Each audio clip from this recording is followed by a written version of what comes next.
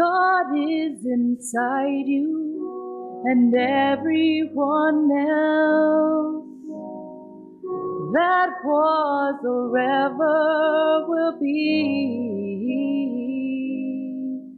We come into this world with God, but only men who look inside find it. God is the flowers and everything else that was or ever will be. And when you feel the truth so real, and when you love the way you feel, you found it. Just as sure as moonlight bless the night, like a blade of corn, like a honey bee, like a waterfall, or a part of me, like the color purple. Where do it come from? Open up your eyes, look what God has done. What do you see when you look? What in this world inspires you? Call it what you will. We don't need to use Seeley's language. Seeley is the main character in Alice Walker's The Color Purple, a 1982 epistolary novel, later adapted into a film and musical.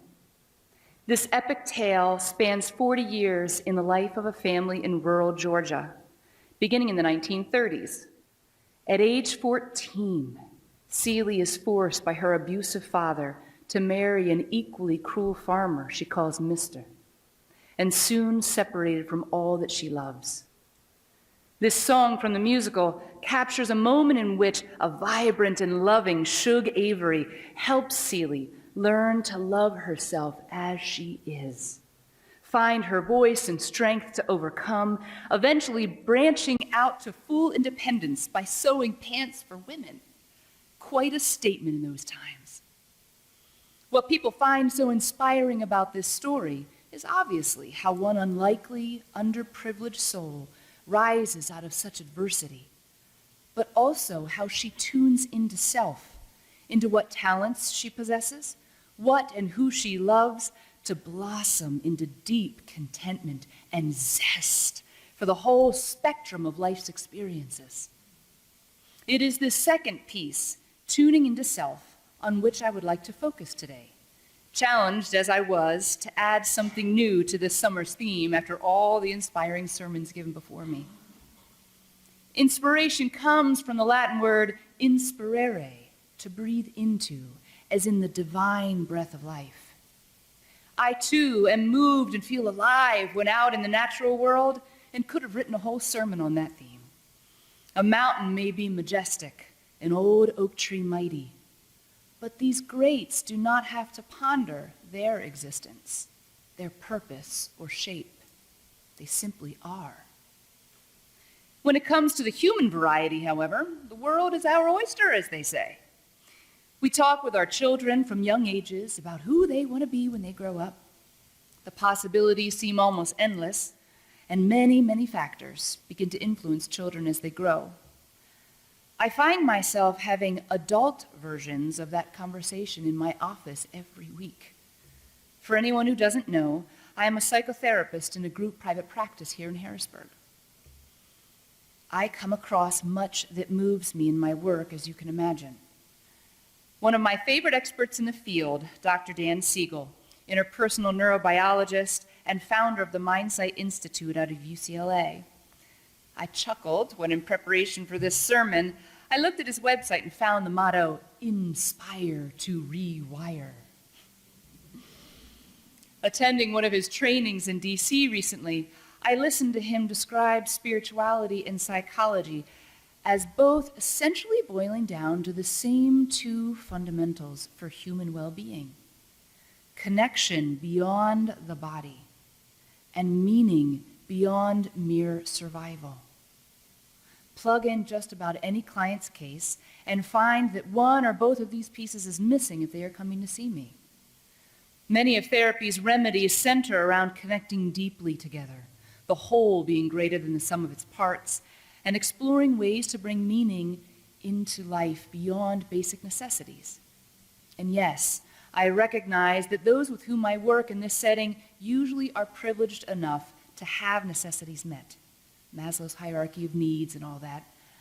Meaning, inspiration are loftier goals not all have the luxury of pursuing. Take the story of Celie, for example. In the beginning, she was fearing for her safety and needed out. Through connection with Shug, she sensed greater worth, trust in another, and possibility. Once safe and emancipated, she found meaning in her work, putting her talents to use, selling her creations for other women to buy as they climbed toward their own empowerment. Connection beyond her own body and meaning beyond survival. Emotion is contagious. Neurobiologists can now show us, through the discovery of mirror neurons, that brains literally share experience. In the classic initial study, researchers showed that if a chimp watched a researcher drink from a cup, the chimp's brains lit up in the same way they would if they had been drinking from the cup themselves, just by watching. What you do affects me, and I you. As a therapist, I can sense intense emotional change inside my own body, hour by hour, as different clients bring before me a whole kaleidoscope of human experience. 1 hour may be with someone who is quite checked out to their life, hardly registering an emotional pulse at all. And I feel sleepy, bored, struggling to attend. The next hour may be with somebody grieving deeply, and I feel a deep heaviness, a heartache, and tears will flow down my cheeks as I see their tears flow. And then I may be with an anxiety-ridden person and sense a jitteriness, second-guessing myself, and so on. Hopefully, if I can hold my own center, I can help clients regulate strong emotional states as they sense my calmness and compassion. Together, we work on fully integrating their experiences to a meaningful narrative. Connection beyond the body and meaning beyond survival. Outside of the office, I can sense it too. What does a blacksmith, a child immersed in an art project, and a public speaker all have in common? I came across the blacksmith in Asheville, North Carolina, at the Biltmore estate. Not just any blacksmith, mind you. This blacksmith was put on this earth to do this work. He was as beautiful to watch as a ballerina on stage. His tapping so expert, rhythmic hammering one could set to music, graceful, seemingly effortless movements, and a cadence to his speech chimed perfectly to share his gifts with the captivated audience. You could feel his sense of meaningfulness that he was experiencing as he shared with deep pride how he learned the trade from a long line of talented folk in his family. Ever tune into a child so immersed in an art project that you could sense they had lost all sense of time and space? Certainly it doesn't happen with every artsy venture, and I am not that adult who tolerates messes very well.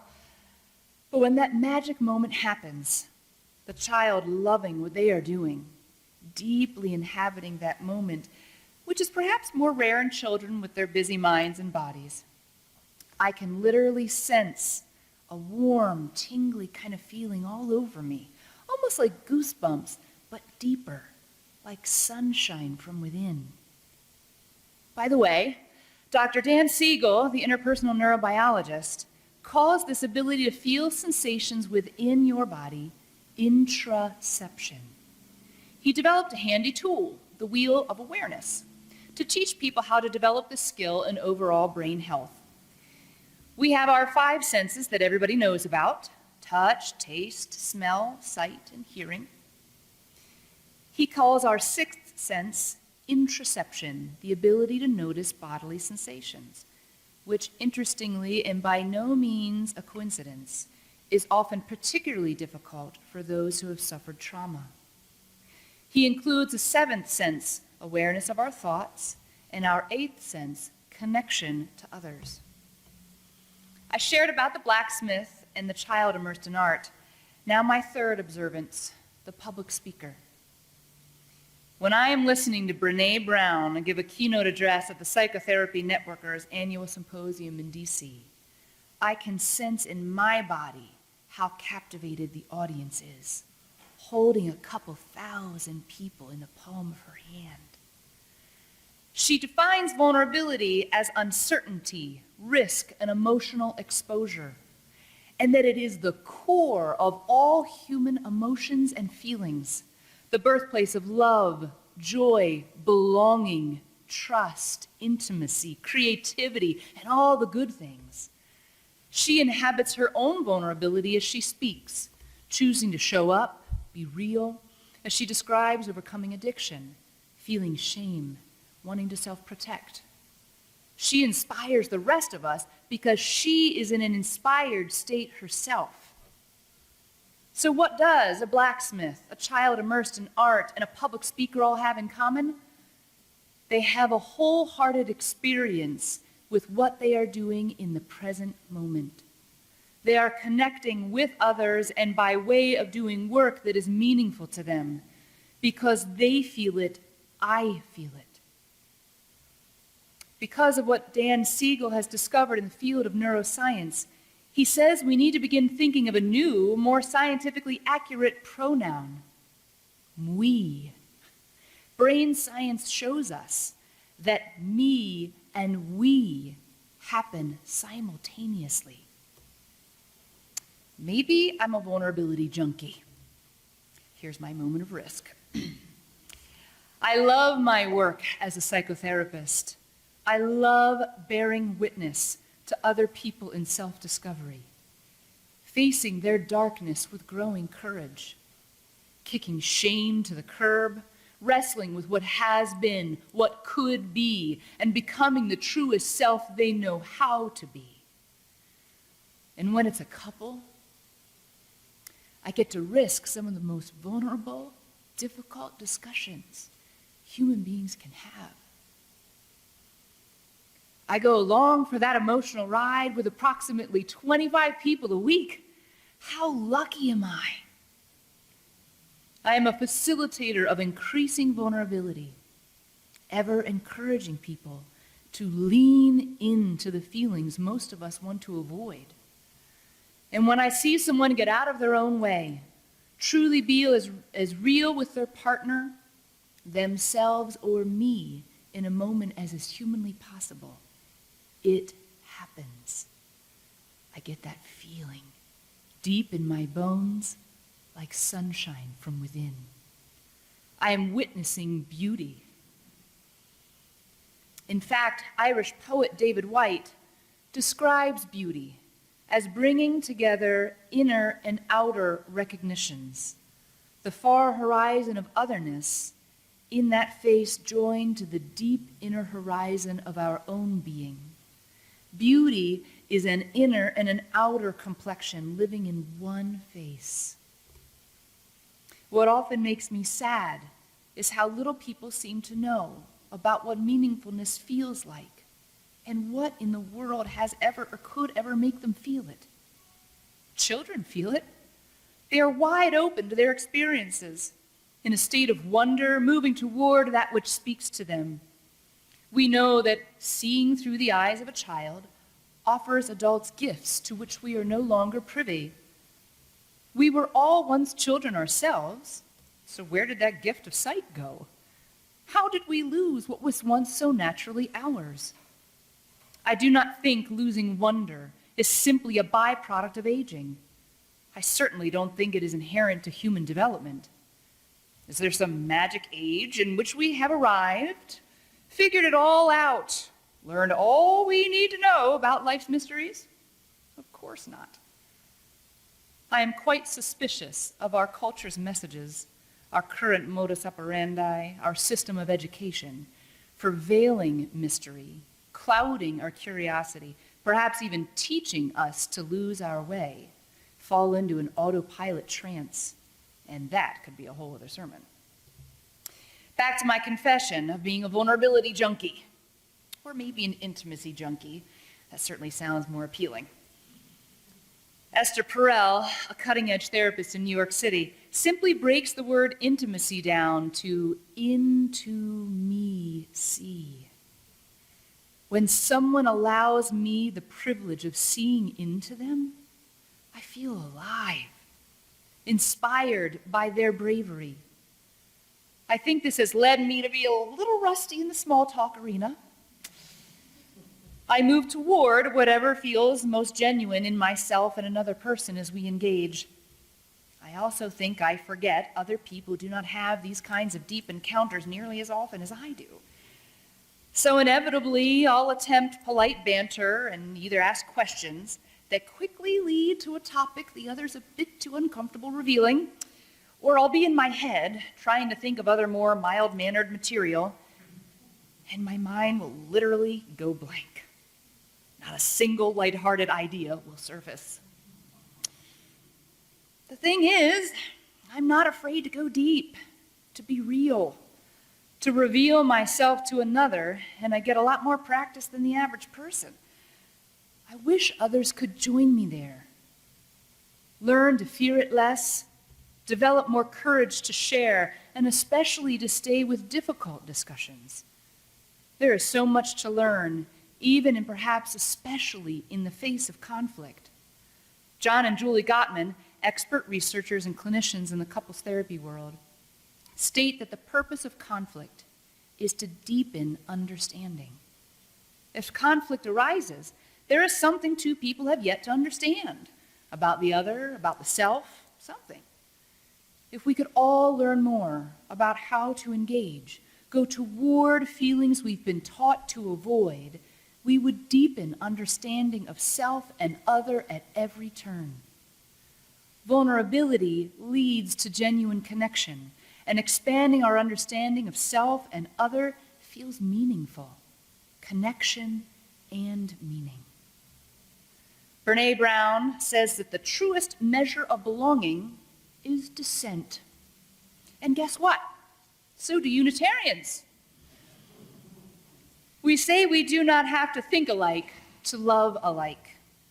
So let's practice making room for difference and do not shy away from exploring it when the opportunity arises.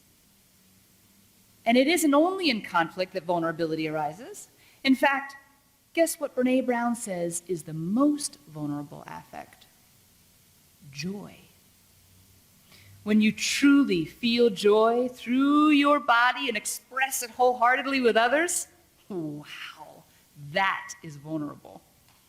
Because immediately fear sets in, doesn't it? What if the other isn't into this like I am? What if they think this is stupid or at least not as amazing as I think it is? Imagine if all of us could reconnect to and felt brave enough to share our wonder, our joy, our creativity. What if we all got woke? Woke not only to injustices, as they've been saying in the news, but woke to all of it, the whole spectrum of life experiences. If we could truly feel whatever our own versions of meaningfulness are, truly have an embodied experience of what speaks to us, we'd have a revolution, folks. And your version of meaningfulness, it need not be grand. Celia ends up sewing pants. And she finds her way to a belief that she has all she needs inside of her to lead a bountiful life. It doesn't matter what you do, but that you love what you do. Like the majestic mountain and the mighty oak, be simply, fully, wonderfully who you are. Seek what inspires you. Connect with it deeply risk sharing it with others, knowing that in doing so, you are spreading inspiration like